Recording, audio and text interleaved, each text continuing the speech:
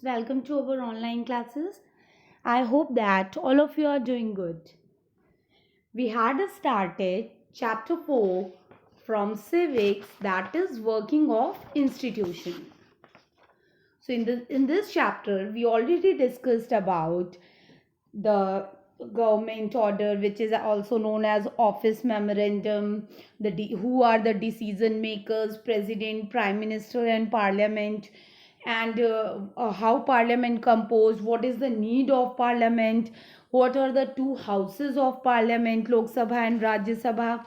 And also we discussed about the executive, in which we find out the difference between political executive and permanent executive.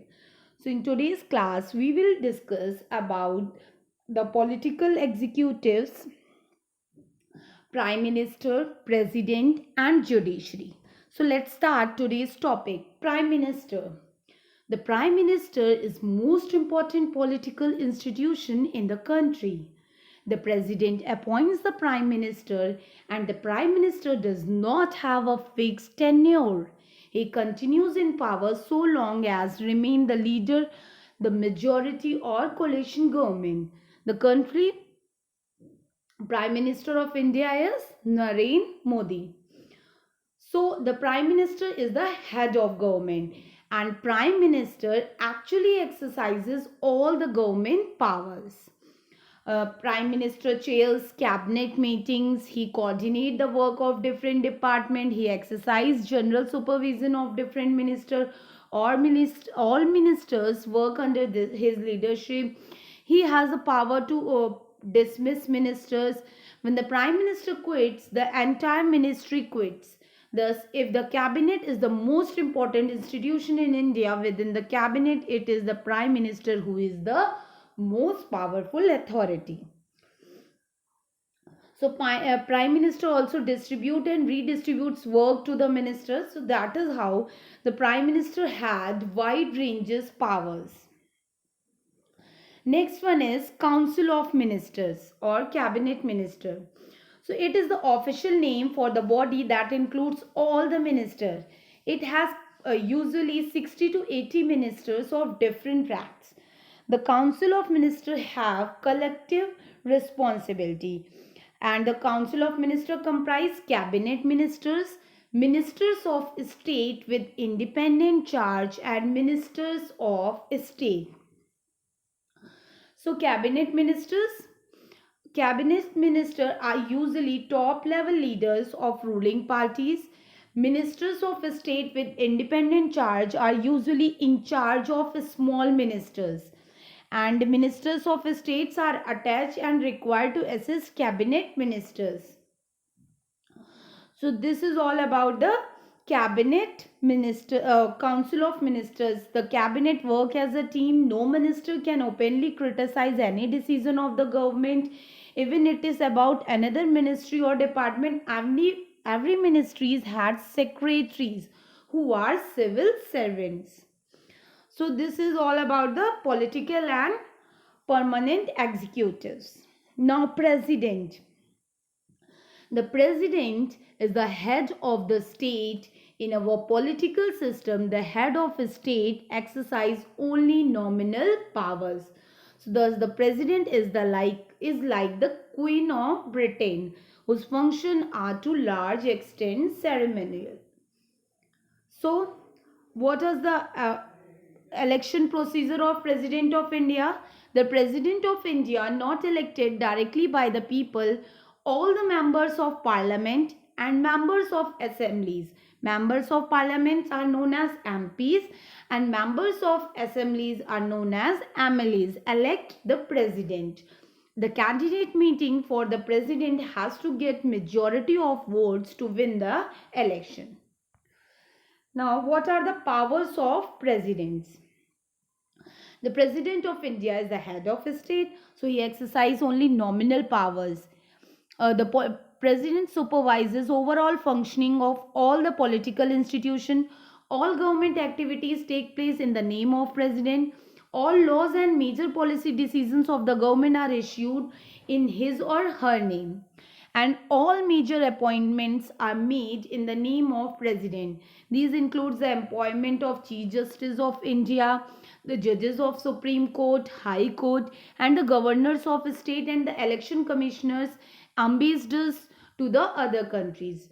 All the international treaties and agreements are made in the name of the president, and the president is the supreme commander of the defense force of India. So these are the powers of president. Now judiciary. Judiciary refers to an institution empowered to administer the justice and provide a mechanism for the resolution of legal disputes. The Indian judiciary consists of Supreme Court for the entire nation and high courts and subordinary courts in the states, district courts, and the courts at the local level and local adalats. India has integrated or unified judiciary. Integrated and unified judiciary means that the Supreme Court control the judicial administration in the country and its decisions are binding on all the other courts of the country. All the courts at different levels in countries are collectively called as the judiciary. The judiciary in India is also one of the most powerful in the world.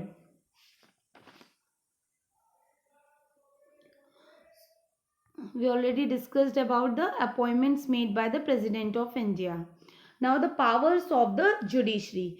The judiciary in India is one of the most powerful judiciary in the world. India has an integrated judiciary. It means the Supreme Court, we already discussed about this, Supreme Court controls the judicial administration in the country. Judiciary settle the disputes between the citizens, between citizen and government, between two or more states, between government at the union and state level. And judiciary is free from legislature and judiciary. The judges do not act on the direction of government or according to the wishes of the party in the power. So this is how the judiciary is one of the most powerful authority. We have Supreme Court and how independence our judiciary is. The judiciary is not under the control of legislature and executive, and the judges do not act on the direction of government. That is why our judiciary is independent. How appointment of judges of Supreme Courts, how judges of Supreme Court and High Courts are appointed. The judges of Supreme Court and High Courts are appointed by the President on the advice of Prime Minister. In consultation with the Chief Justice of Supreme Court, the senior judges of Supreme Court select the new judges of Supreme Court and High Court. And the senior most judge of the Supreme Court is usually appoint the Chief Justice. So judges of Supreme Court and High Courts are appointed by the President on the advice of Prime Minister. And how they remove. Once a person is appointed as a judge of the Supreme Court or High Court, it is nearly impossible to remove him or her from that position. And a judge can be removed only by an impeachment motion passed separately 1/3 member of two houses of the parliament. What are the powers of Supreme Court? Supreme Court take up any disputes between the citizen of a country, between citizen and government, between two or more state governments, and between government at the state and union level. So the judiciary as the highest authority, the power and the independence of the Indian judiciary allowed to act as a guardian of fundamental right.